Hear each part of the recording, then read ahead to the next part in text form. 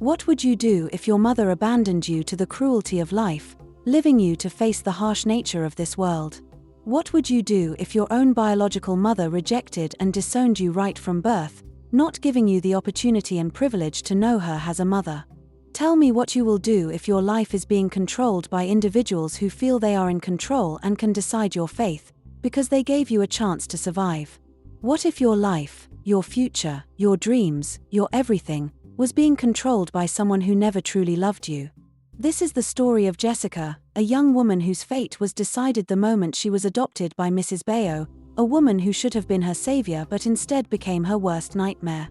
From the outside, the Bayo family looked perfect, respected, wealthy, and deeply religious, but behind closed doors, Jesica was nothing more than a tool, a pawn in a game of greed and deception.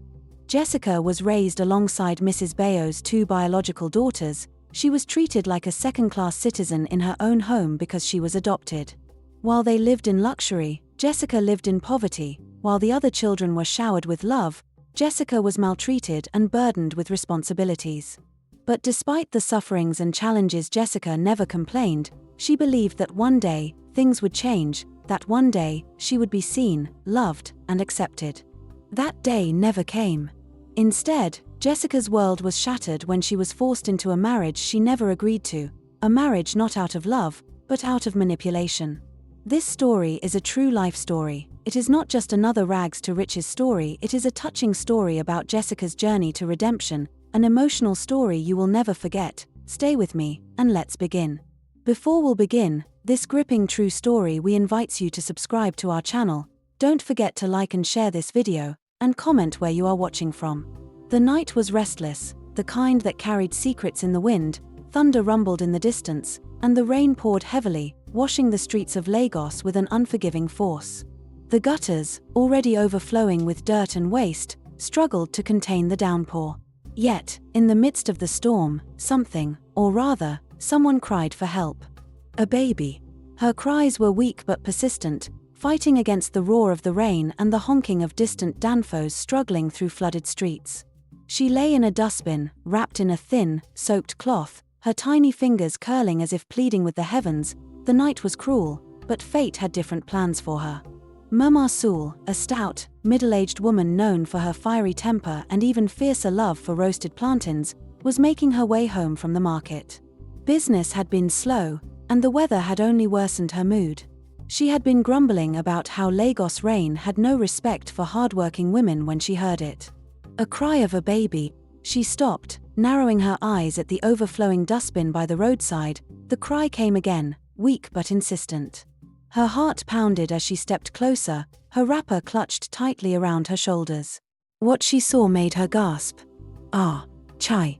Which wicked soul did this?" she exclaimed, bending down to scoop up the tiny, shivering baby.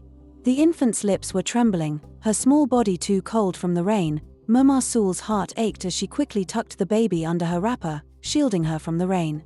She looked around, hoping to find anyone who could explain how an innocent life had ended up in a dustbin. But there was no one, just the endless rain and the distant sounds of a restless city. Mama Sul sighed heavily. "This one na God peekin' oh, I no fit leave 'em here." With that, she turned and hurried towards the only place she could think of, the Catholic orphanage on the other side of town. The nuns at St. Teresa's orphanage were no strangers to abandoned babies. They had seen all kinds of babies, some left in church pews, others dropped off in front of the gate in the dead of the night. But a baby found in a dustbin? That was particularly heartbreaking. Sister Margaret, a kind woman with tired eyes, took the baby from Mama Sul and examined her gently. "She is lucky you found her, Mama Sul. If she had spent another hour in that rain, she wouldn't have survived it." Mama Sul nodded, watching as the nun wrapped the baby in a warm, soft cloth. "Abeg, make sure say she day alright. I don't have much, but if you need something for her, I could try and rally round to get it." Her voice was laced with sincerity. Sister Margaret smiled. "God will bless you for your kindness. We will take care of her. But what shall we call her?" Mama Sul thought for a moment, then shrugged. "How do I name a child I found in the dustbin? But let's call her Jesica. Yes, Jesica, she will honestly be a special child." And so, Jesica found a home. A place where she was not just another forgotten child but one with a name and a chance at life. From the moment she could walk and talk, Jesica knew she was different. The nuns never hid the truth from her. They told her she was found in a dustbin, abandoned by someone who never looked back. But rather than let it break her, she held on to the story as a proof that she was meant to survive. The orphanage was a place of love but also hardship. Food was limited, clothes were donated, and toys were a luxury that only came during Christmas. Yet, Jesica thrived. She was bright, inquisitive, and always eager to help, whether it was cleaning the chapel or helping the younger children learn their ABCs. One afternoon, as she sat under the old mango tree reading a tattered copy of Things Fall Apart, Sister Margaret approached her. "Jesica, why do you always read? You never play like the others." Jesica looked up with a small smile. "Because books don't leave you." Sister Margaret's heart squeezed at the wisdom beyond Jessica's years. She reached out, brushing a stray curl from the girl's face. "You are indeed a special child, don't you ever forget that." Jesica nodded but said nothing. Deep down, she had already decided she would never be a victim of her past. She would make something of herself, no matter what it took. Years passed, and Jesica grew into a beautiful, intelligent young girl, but she never imagined that one visit to the orphanage would change her life forever. It was a Sunday afternoon when the Bayos arrived. Mr. Bayo was a tall, broad-shouldered man with kind eyes and a presence that commanded attention. His wife, Angela, was the opposite. She was elegant but with an air of superiority that made the nuns stand a little straighter when she walked past. Mr. Bayo and his wife Angela were looking for a child to adopt. Jesica watched from a distance as Sister Margaret introduced them to some of the younger children. Jesica had seen families come and go before, but she never imagined that one day she would be chosen. Until Mr. Bayo's eyes landed on her. "What about that one?" he asked, pointing at Jesica. Sister Margaret hesitated. "Jesica is one of our older children. Most families prefer to adopt babies." Mr. Bayo smiled. "She has kind eyes. I think she's the one." Angela pursed her lips but said nothing. Instead, she gave Jesica a tight-lipped smile that sent a shiver down the girl's spine. And just like that, Jessica's life changed again. She was no longer just the girl in the dustbin, she was now Jesica Bayo. But little did she know, being adopted was just the beginning of another journey, one filled with love, cruelty, and a fate she never saw coming. Jesica sat quietly in the backseat of the sleek black SUV, her small hands clutching the straps of her backpack. The ride from the orphanage to the Bayos' home had been long and silent, with only the faint hum of the air conditioner filling the space. Mr. Bayo, ever the warm presence, had tried to engage her in small talk, asking about her favorite books and subjects in school. Jesica had answered politely but cautiously. She was still unsure what this adoption truly meant for her. Mrs. Bayo, on the other hand, barely acknowledged her, her sharp eyes fixed on the road ahead as if she had more important things on her mind. When they finally pulled up in front of a grand, two-story mansion in Lekki, Jessica's mouth slightly parted in awe. She had never seen such a beautiful house before, with glistening white walls, a beautifully manicured lawn, and a fountain in the middle of the driveway. It looked like something out of the books she loved to read, the kind of house where princesses lived. "This is your new home now," Mr. Bayo said with a smile, turning to Jesica. Jesica nodded slowly, but deep inside, something felt off. A house could be big and beautiful, but did that make it a home? Jesica quickly realized that life in the Bayo household was different from what she had imagined. While Mr. Bayo remained warm and kind, he was often away on business trips, leaving her alone with Mrs. Bayo and her two daughters, Vanessa and Amora. Vanessa, the older of the two, was in her early 20s and barely acknowledged Jessica's presence. She was always glued to her phone, scrolling through social media or chatting with friends about the latest fashion trends. Amora, however, was closer to Jessica's age, just 3 years older, but her cold stares and snide remarks made it clear that Jesica was not welcome. "What are you wearing?" Amora scoffed one evening as Jesica stepped into the dining room for dinner, still dressed in the simple clothes the orphanage had given her. Jesica looked down at herself, confusion clouding her eyes. "What's wrong with my dress? It looks like something a beggar would wear," Amora sneered, flipping her straight, silky hair over her shoulder. Jesica felt a lump form in her throat, but she refused to let Amora see her cry. Instead, she forced a smile and sat down at the long dining table, keeping her gaze fixed on her plate. Mr. Bayo noticed the tension and cleared his throat. "Jessica, we'll take you shopping soon. You should have nice clothes to wear too, just like Vanessa and Amora." Mrs. Bayo, who had been silently sipping her wine, finally spoke up. "She needs to understand that in this family, we have a standard to maintain. It's not just about looking good, it's about representing the Bayo name properly." Jessica swallowed hard. This wasn't about giving her a better life, it was about making sure she didn't embarrass them.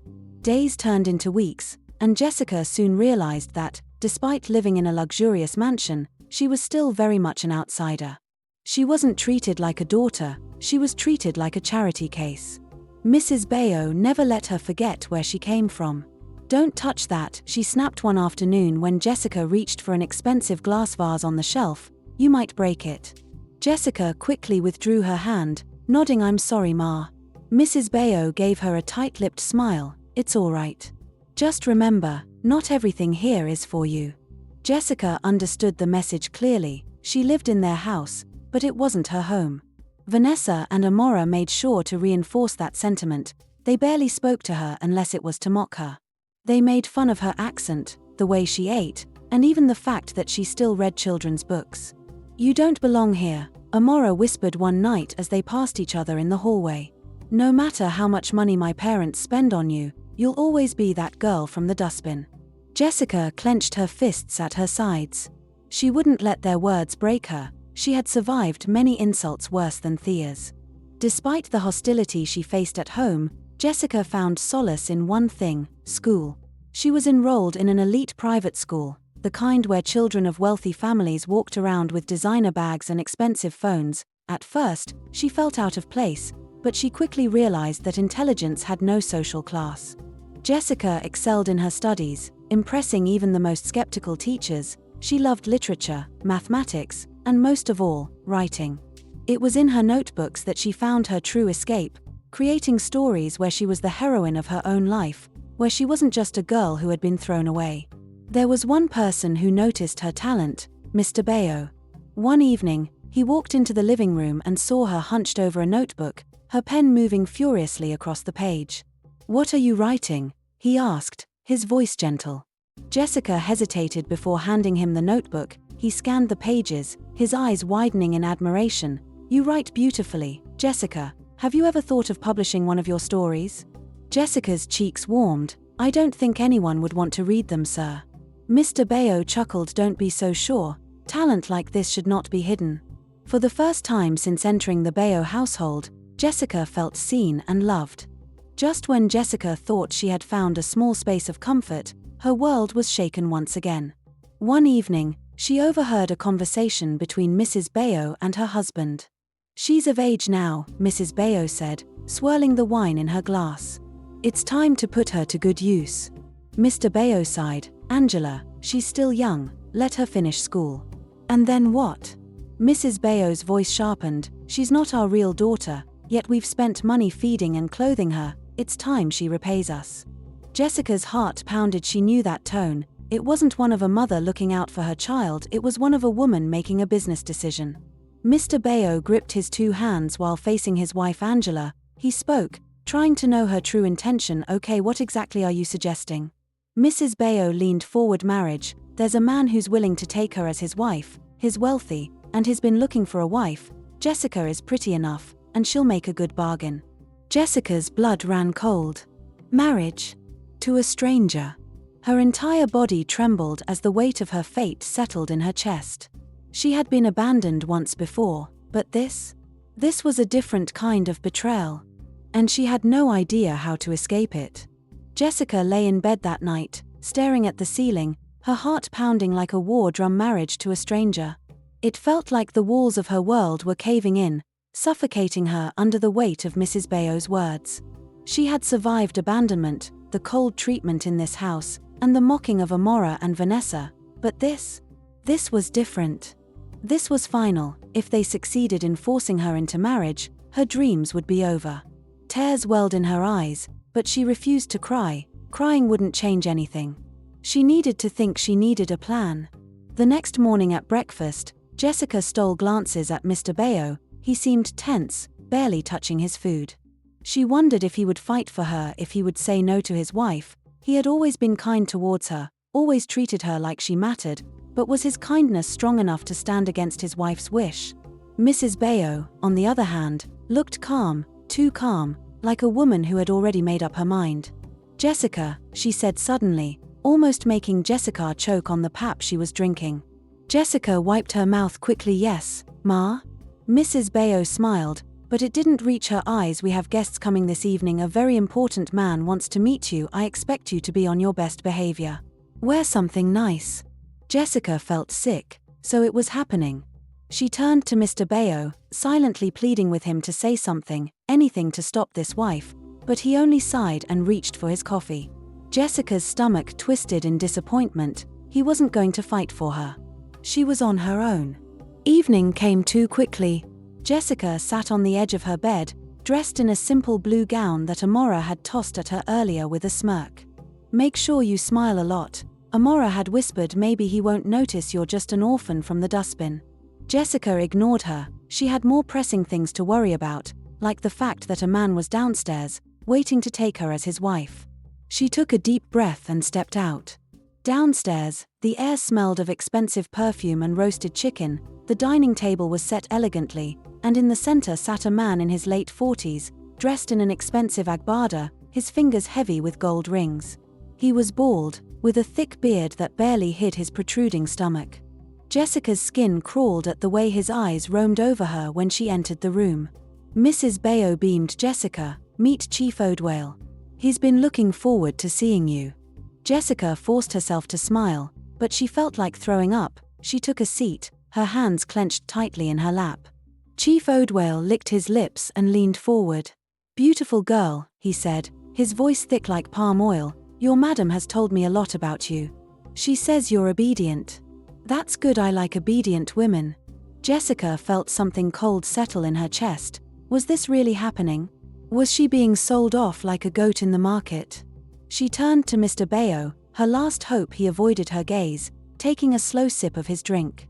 She was truly alone. That night after Chief Odwale left the house, Jessica knocked on Mr. Bayo's door, her heart racing.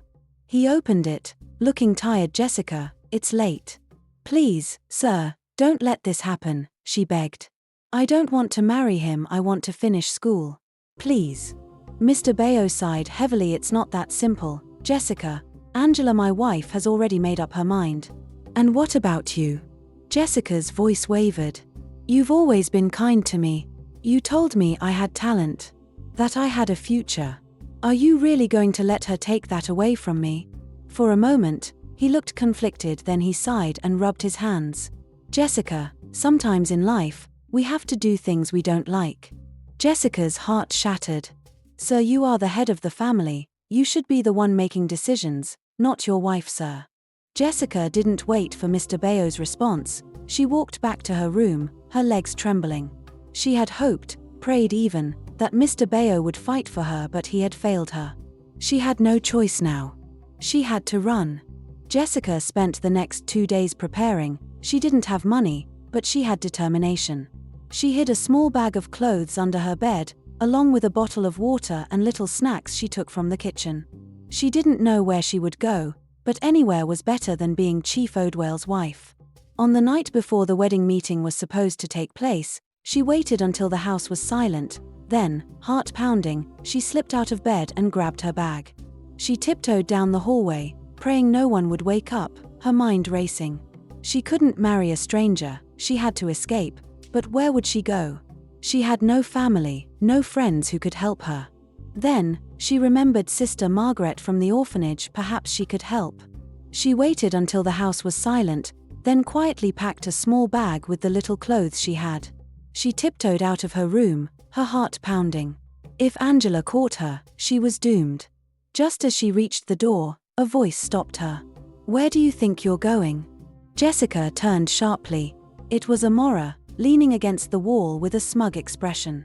"You want to run away, ABI?" Amora smirked. "I should scream and wake Mummy up." Jessica's breath caught in her throat. "Please, Amora. Let me go." Amora folded her arms, on one condition. Jessica swallowed. What is it? Kenny grinned. Beg me, on your knees.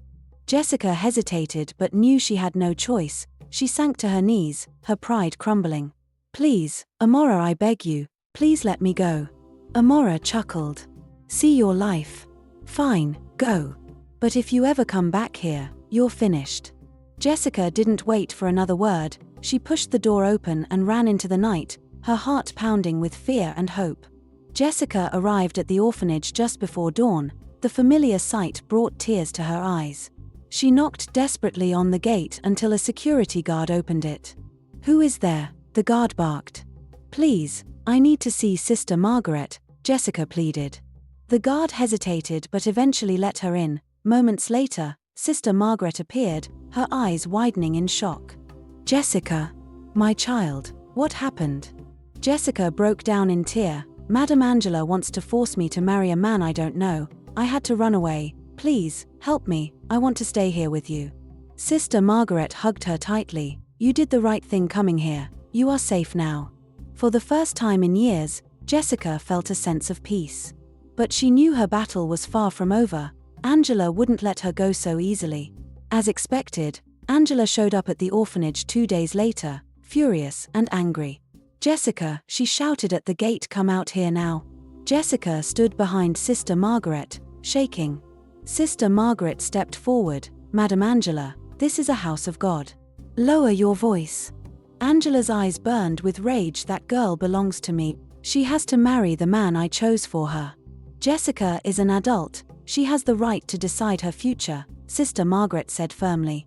Angela laughed mockingly. Adult. She is an ungrateful orphan that I raise. I gave her food, a roof over her head, and this is how she repays me. By running away. Jessica stepped forward.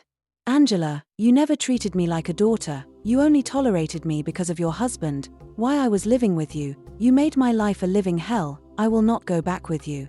Angela's eyes burned with fury. Oh, you think you are free now? That because this woman here is helping you, you are suddenly someone important. Let me tell you, you are nothing without me, and you will regret this. Angela stormed out, leaving an eerie silence behind. Jessica exhaled deeply, her body shaking. She had finally stood up to Angela, but she knew this was just the beginning. Sister Margaret turned to her. You have to be strong, my child. Do you still want to go to school? Jessica nodded, determination burning in her eyes. Yes, I want to make something of my life. Sister Margaret smiled. Then we will find a way. Jessica stayed at the orphanage, helping out while planning her future. Sister Margaret reached out to kind-hearted donors, and soon, Jessica was able to enroll in a vocational school. Just when she thought her life was turning around, something unexpected happened.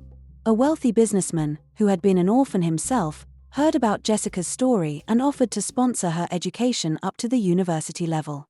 Jessica was overwhelmed with gratitude. I don't know how to thank you, sir. The man smiled. Just promise me one thing, when you succeed, help others like you. Tears streamed down Jessica's face as she nodded. I promise. But just when she thought she was free, Angela reappeared, this time with an even deadlier plan. One afternoon, 2 policemen arrived at the orphanage. We are looking for Jessica, one of them said in a firm tone. Jessica's heart pounded. Sister Margaret stepped forward. Why do you need to see her? She has been accused of stealing a large sum of money from her guardian, Angela Bayo, the officer stated. Jessica gasped. What? That's a lie. I never stole anything. Sister Margaret frowned. This is ridiculous. Angela is just trying to punish her. Jessica left with nothing but the clothes on her back. The officer sighed. We are only following orders. She needs to come with us for questioning. Jessica was terrified, but Sister Margaret held her hand. We will go together. I won't let them take you alone. At the police station, Angela was waiting with a wicked smile. You thought you could run away from me and live happily ever after. Angela sneered. Well, think again. I told you that you would regret it. I didn't steal anything. Jessica cried. You're lying. Angela folded her arms. Prove it.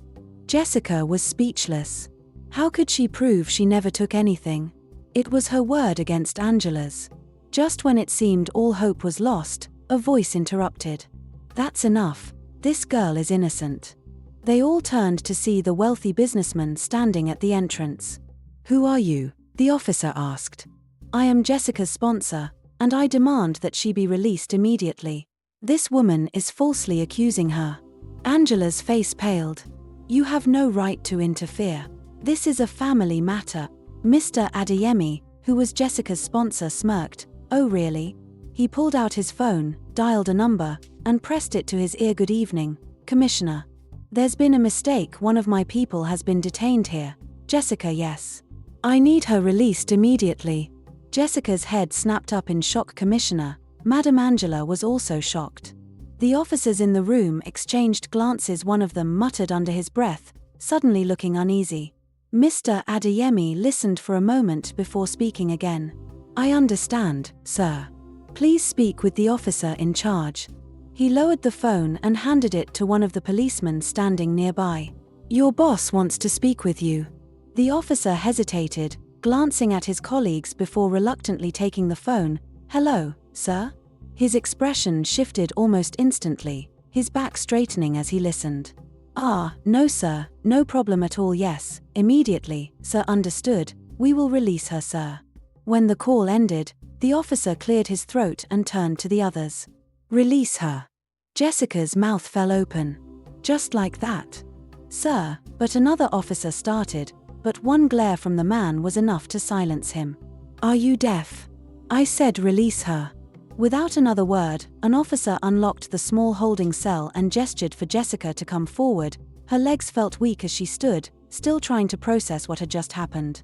The policeman warned Angela never to disturb. One of the officers pointed at Angela. "Let me warn you, this matter ends here." He tapped the counter for emphasis. The commissioner himself ordered Jessica's release. "If you try to disturb this girl again, you will be the one to get into trouble." Angela was mute. She could not talk. She was honestly ashamed of herself. She quickly left the police station shamefully. Mr. Adeyemi turned to Jessica and gave her a small, reassuring smile. "Let's go." As she stepped out of the station and into the cool night air, she realized two things. One, Mr. Adeyemi wasn't just influential, he had power. And two, her life was about to change. Over the next 2 days, Mr. Adeyemi flew Jessica abroad to complete her studies at a prestigious university in America. Jessica was free from the disturbance and troubles of Mrs. Angela. We have come to the end of this story. Join me next time for another captivating story. Trust me, you won't want to miss it. Before you go, please help me grow this community. Click the like and share button. Subscribe to my YouTube channel for more interesting African stories. I honestly got you covered. Thanks for your time.